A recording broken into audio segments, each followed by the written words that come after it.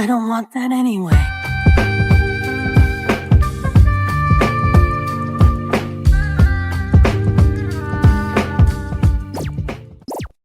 What if I told you that Boruto's actually good? Boruto has been the punching bag of the anime community for years now. But now that the reputation mostly comes from people who've only seen the anime, let's be real, the anime deserves a lot of that criticism. It's bloated with fillers, it kills the pacing, and the animation's inconsistent. It's hard to take it seriously at times. But today, I'm here to tell you that if you've only watched the Boruto anime, then you've been missing out on what really makes this series great, and that's the manga. So first, let's clear up the confusion about who's really behind Boruto over the years.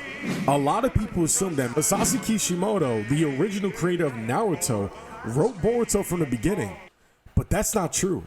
While Kishimoto did write Boruto Naruto the movie, the actual Boruto manga was written by Ukyo Kodachi, starting in 2016. Kishimoto took a backseat, served as a supervisor, overseeing the general direction of the series. While Kodachi handled the main story, meanwhile, the art was drawn by Mikio Ikimoto, one of Kishimoto's longtime assistants during the Naruto days. Now here's my personal theory, and it's something I really believe. I think Kodachi was writing the manga with very minimal interference from Kishimoto. I believe Kodachi was the main guy in control, working closely with Ikimoto to shape the world of Boruto in a darker, more grounded direction. When you look at the manga and how the manga was written under Kodachi, it's easy to see it didn't feel like a copy of Naruto. It was building something different, more political, more psychological, and more emotionally mature in certain areas. Meanwhile, Kishimoto wasn't writing the manga at the time because he was burnt out. After running Naruto non-stop for 15 years, from 1999 to 2014, Kishimoto was exhausted. He openly said in interviews that he barely took breaks and had delayed major life events like his honeymoon just to keep up with his weekly deadlines. After wrapping up Naruto, he said, and I quote, "I'm free. I want to go on a honeymoon." And he also admitted, after Naruto ended, I was completely burnt out. I wanted to rest and try different things. So instead of jumping into Boruto, Kishimoto decided to move on and work on something totally different, a sci-fi manga called Samurai 8, The Tale of Hachimaru. Unfortunately, Samurai 8 didn't take off the way he hoped, and it was canceled in under a year due to low popularity. Now fast forward to late 2020, just as Boruto was starting to gain real momentum in the manga world, Kishimoto returned officially, took over writing duty starting with chapter 52. That's when everything changed, the tone shift, the writing style changed, and the fans started to notice. And here's where things get really interesting, because there were rumors and heavy speculations that Ukyo Kodachi had originally planned to kill off Naruto during his battle with Ishiki. It was never officially confirmed, but there are a few things that make that theory feel more real than just fan fiction. For starters, Baryon mode.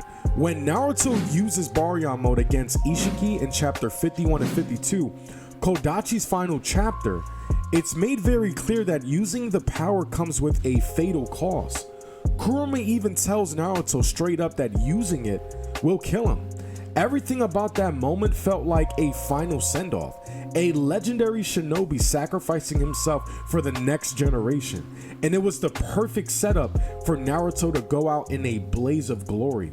But then out of nowhere, Kishimoto takes over, and instead of Naruto dying, Kurama dies instead.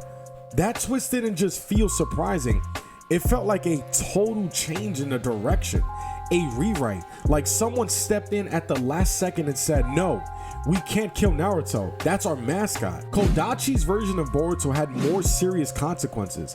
It felt like anything could happen, and some major losses were clearly being set up. But once Kishimoto came back, things changed. Instead of killing off Naruto and Sasuke, Kishimoto nerfed them. Naruto lost Kurama, Sasuke lost his Rinnegan. They were weakened. Sure, but still alive. And that's a move Kishimoto has made before in Naruto, where he pulls a character back from the brink but keeps them around. And I'm not saying that's a bad writing, but it's definitely safer. So my theory is that Kodachi was setting up Naruto's death in chapter 52, and Shueisha, the publishers, didn't like that. They weren't about to let the golden boy go down like that. So they brought back Kishimoto back to shift the direction, keep Naruto alive, and steer Boruto into a more controlled, legacy-driven story. But even with that change, the manga has consistently been better than the anime, and here's why. The manga is monthly, not weekly. That means it has more time to develop plot, art, and character moments with care. The pacing is tighter. There's no fluff. Every chapter matters. The anime, on the other hand, had to run weekly, which meant the studio had to stretch it out with fillers. And that's how we ended up with over 70% of the Boruto anime being non-canon. And that's right, more than 2/3 of the episodes don't even matter to the main story. The anime only really shines when it adapts content straight from the manga. Whenever it sticks to the source material, fans notice the shift immediately. Arcs like the Dakar organization, Ishiki's invasion, and especially Kawaki's introduction, these are some of the anime's most hyped, well-received moments, and they all came directly from the manga. The character development in the manga is just better. Boruto's arcs is more focused and emotional. He's not just a brat who hates his dad. He's a kid carrying his curse that could take over his body at any moment. Sarada's journey with the Sharingan is more grounded and feels earned.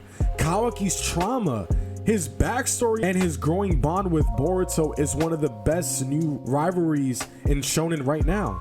And honestly, I'll go as far as to say that Boruto and Kawaki's relationship is written better than Naruto and Sasuke, and that was during the original series. And now with the release of Boruto Two Blue Vortex, the manga is arguably in its prime. We're in time skip, and the stakes are higher. Boruto's older, colder, and more tactical, and the art has leveled up dramatically, and every chapter feels like it's building towards something huge.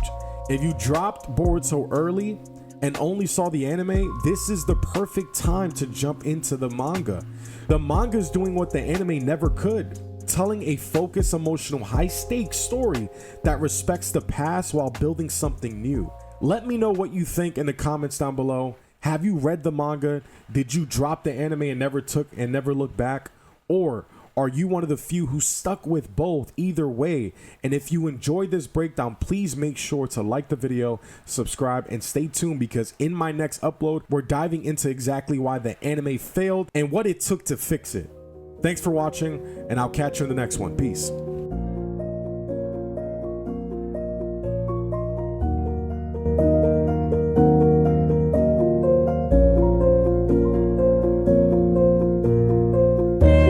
Truly believe that eventually the day will come when all people will understand one another and live in harmony.